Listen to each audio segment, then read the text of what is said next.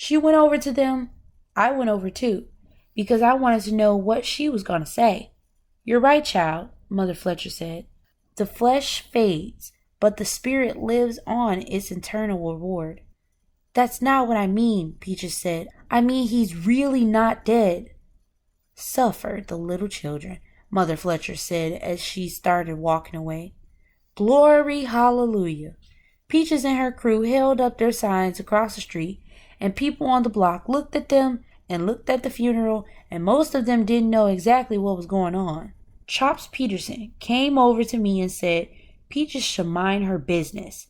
If Big Joe is supposed to be her daddy someday, maybe it is her business, I said. He's not her daddy yet, Chops said. By then, they had loaded Big Joe into the hearse, and the rest of us got into the limousines, and we started up to Jackie Robinson Memorial Park. Jackie Robinson Memorial Park was a playground on one side, and on the other were just benches and a few trees.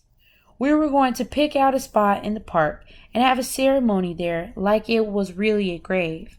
I want to hear some dirt fall on the casket, Big Joe had said. Now, to me that was going a little too far.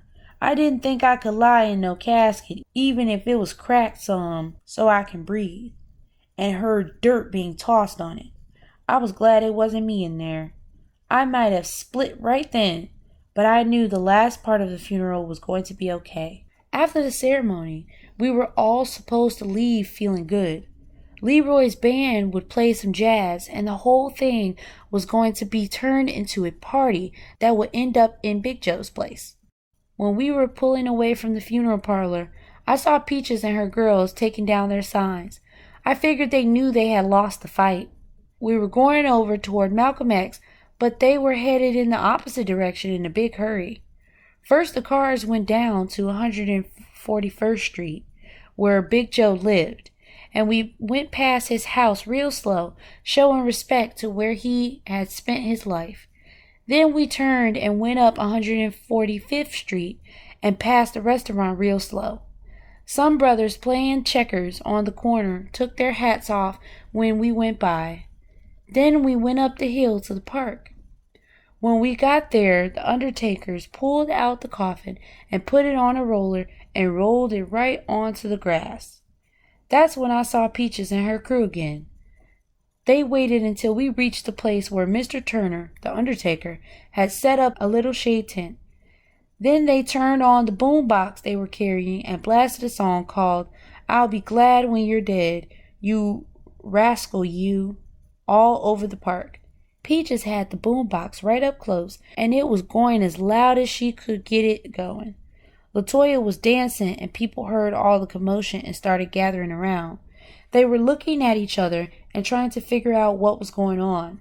There was this girl dancing to this old-time song and a funeral going on right in the middle of the park. Two widows drifted over to see what they could see, and a bunch of kids stopped playing and gathered around. Yo, brother, y'all going to bury somebody right here? I turned around and saw this short dude carrying a hot dog in one hand and a book in the other. He tilted his head down and looked over his glasses at me. We're not really going to bury him, I whispered. We're just throwing some dirt on him before the party starts. The brother took a giant step back from me and shook his head. You are crazy, right? I just shrugged. Right about then, I thought the whole thing was going to come to a quick close because I saw two cops coming over. What you mean I gotta move on? You better get your hands off me. This is what Peaches and Squeezy were saying to the cops. It's against the law to have your boom box turned up like that, one cop said, and you should have more respect for a funeral. Now I could see the cops eyeing us and looking at the coffin, and one of them were talking on his radio. They weren't sure if what we were doing was right, but they knew what to do about a loud boombox. So they took the box, and Peaches, LaToya, and Squeezy went after them. Leroy's band broke into Swing Low, Swing Chariot, and then they lowered the coffin onto the ground and threw a couple of clunks of dirt onto it up near the top so Big Joe could hear it. The funeral was officially over. The undertaker reached down and knocked on the wood to let Joe know. For a while nothing happened, and I held my breath. All eyes were glued to the coffin. Then it popped open and Big Joe sat up.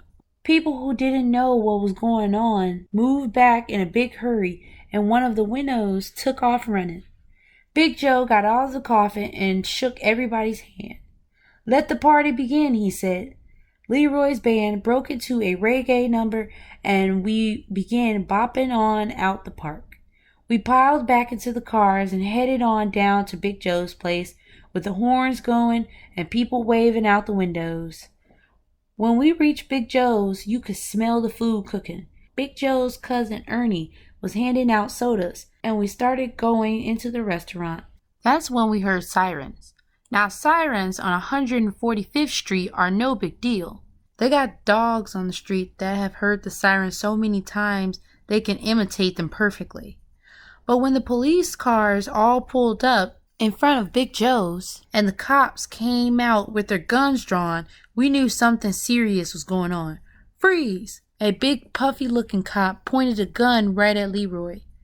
Leroy froze, and so did I. In a moment, they had everyone lying on the ground. "Where is the dope?" a policeman kept yelling. "Where is it? Where is it?" "What's going on?" Big Joe yelled from where he was lying, next to the fire hydrant. "We got a call that somebody was bringing in a shipment of crack in a coffin," the policeman said.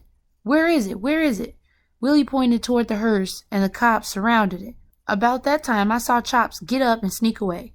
"I got my rights." Leroy was laying face down. "Shut up, Leroy," one cop said. We all knew the cop O'Brien, and he knew most of us, but we didn't like him, and he didn't like us. "If we find narcotics, you are all going to jail." They searched the coffin, the hearse, all of us, and two guys who were just sitting on their stoop. But they didn't find anything because naturally there wasn't anything to find.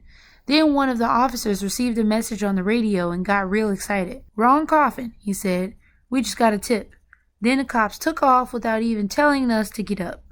Everyone was mad, but in a few minutes the partying was on and we forgot about the police. When Chops showed up, he called me over to one side. "Me and Peaches," he said. "You and Peaches what?" I said. "I figured Peaches made the first call," he said. "I made the second call telling the cops that the drugs were in another coffin." "Chops, you are something else," I said. He just grinned. We all had a great time at Big Joe's party. Everybody made stupid jokes about how good he looked for just coming from his funeral, and how he shouldn't eat too many ribs because it was bad for his cholesterol. "It could kill you," Willie said. There was some talk about the cops making us lay down on the ground. Big Joe was mad about that, but the party lifted everyone out of their bad mood. I ate some more ribs, some fried chicken, and a mess of potato salad. Some folks got into an argument about whether the 4th of July was a better holiday than Memorial Day, and they really enjoyed that too. It was the best holiday I had had since Christmas, and just about the best party. I went on home and told my mom about the funeral and the party, and she said it was okay if Big Joe wanted to waste his money, but if she had any extra money, she would have bought a new sofa. About 3:30 the next morning, I heard sirens again, and I looked out the window and saw that there were 2 police cars and an ambulance down the street. I thought the police were looking for that crack they heard about, but later in the day, I heard that Casey, who lived on the 3rd floor, had called them because her husband was beating on her. They took him away, and their 2 little girls were in the street crying. That's what 145th Street is like.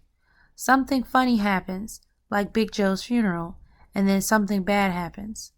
It's almost as if the block is reminding itself that life is hard, and you have to take it seriously. The word on the street was that Casey went to Big Joe's and got the cash she needed to get her husband out of jail.